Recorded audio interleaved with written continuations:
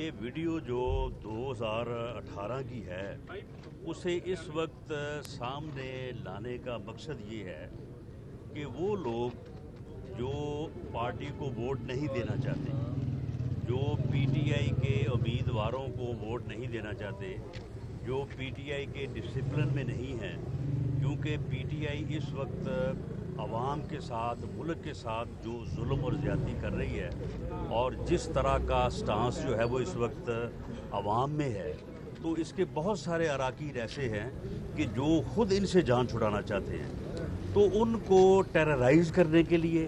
کہ جی دیکھیں یہ ویڈیو ہے اور یہ ہم جو ہے وہ اس طرح سے آپ کو بدنام کریں گے، تو اس مقصد کے لیے جو ہے وہ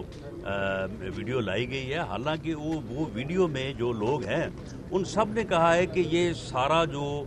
فساد ہوا ہے، ساری جو کرپشن ہوئی ہے، اس میں پی ٹی آئی خود شامل تھی،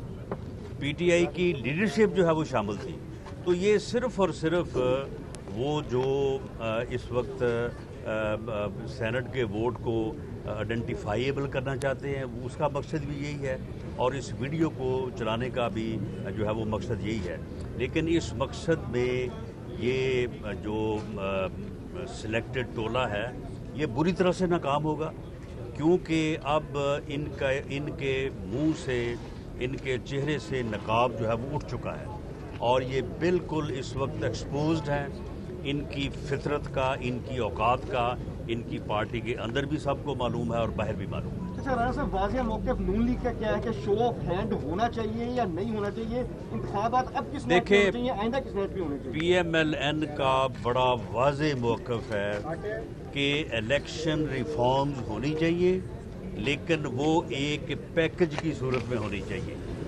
ایسی ریفارمز جو صرف عمران خان نیازی کے دوستوں کو جو ہے وہ بینیفٹ کریں، وہ ریفارمز ایسی امینڈمنٹ کے حق میں نہیں ہے۔ کانسٹیٹیوشن میں امینڈمنٹ کرنا جو ہے یہ ایک بڑا سنجیدہ عمل ہے، اس کے اوپر باقاعدہ پارلیمانی کمیٹیز بنتی ہیں، ان کے اوپر مہینوں ہفتوں ڈسکشن ہوتی ہیں، اور اس کے بعد اسے ایک پیکج کی صورت میں جو ہے وہ لایا جاتا ہے۔ الیکشن ریفارمز میں بہت ساری امینڈمنٹس کی ضرورت ہے، اور وہ صرف یہ نہیں ہے کہ جو واڈا صاحب کو سوٹ کرتی ہے وہ امینڈمنٹ کر لیں، جو ان کی اے ٹی ایمز باہر سے آنا چاہتی ہیں وہ امینڈمنٹ کر لیں، جو زلفی بخاری کو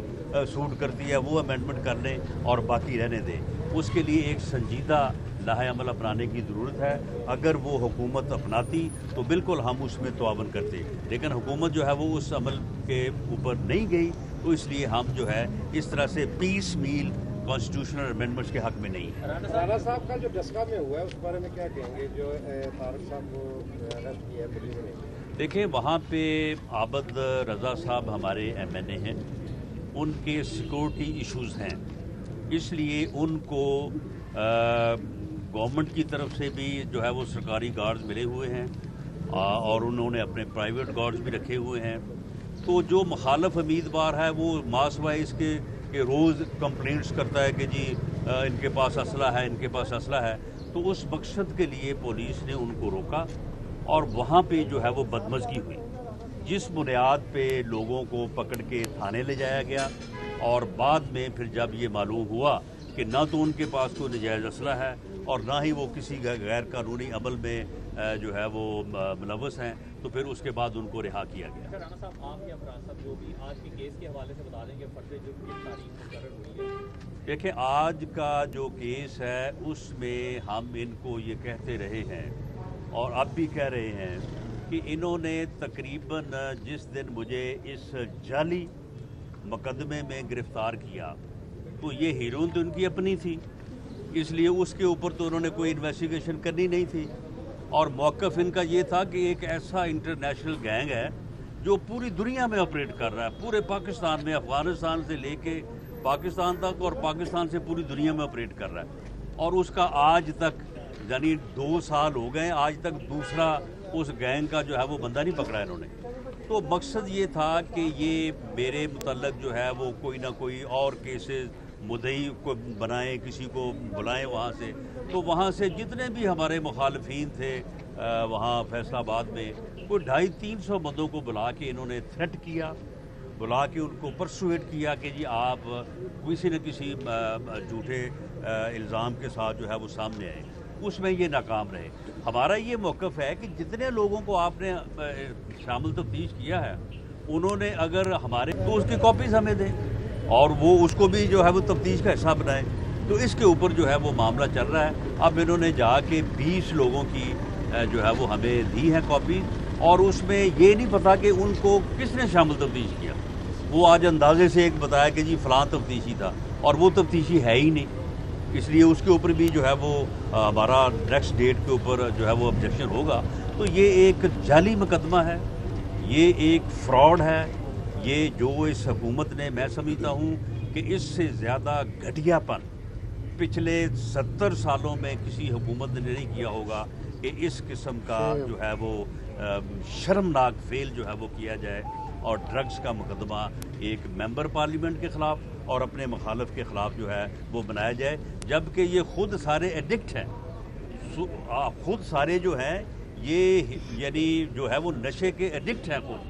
और मुकदमा जो है वो हमारे ख़िलाफ़ बनाते हैं। मैंने तो कहा है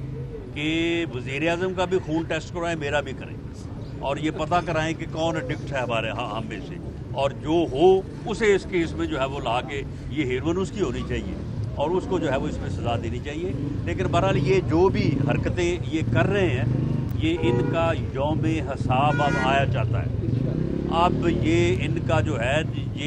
ये मुकदमात जो है इंशाअल्लाह ताला इन अदालतों में जितने मुकदमात और रेफरेंसेस चल रहे हैं, ये प्रोसिक्यूशन विड्रॉ करेगी, ये केसेस जो हैं ये प्रोसिक्यूशन जो है वो विड्रॉ करेगी, और इन अदालतों में अब इनकी बारी है इंशाअल्लाह ताला अपने करदा गुनाहों की सज़ा जो है ये यहाँ पे भुगतेंगे। जो एतराज़ात अब आपके थे वो आज रद्द नहीं हुए, तो क्या आप हाई कोर्ट जाएंगे या 6 तारीख को फर्द जुर्मी? नहीं, एतराज़ात रद्द नहीं हुए। हमारा बेसिकली 10A कॉन्स्टिट्यूशन ये कहता है कि आपको फेयर ट्रायल अपॉर्चुनिटी दी जाएगी। अब जो बॉयल्ड स्टेटमेंट की हमारी एप्लीकेशन अलाउ हुई, उसमें जो हमें कॉपीज़ मिली हैं उसके नीचे किस तारीख को किस आईओ के पास उन गवाहान के बयानात लिखे गए, जब तक हमें वो प्रोवाइड नहीं किया जाएगा हम कन्फ्रंट नहीं कर सकते। और क्रॉस एग्जामिनेशन आपका एक वैल्यूएबल राइट है जो कर्टेल हो रहा है। हमने ऑब्जेक्शन किया था तो जज साहब ने उस ऑब्जेक्शन पे अभी हमें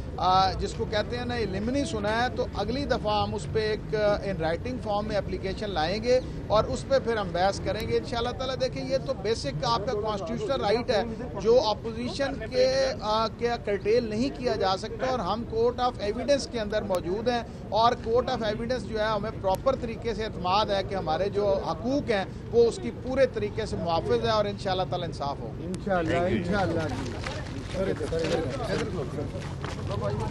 ठीक।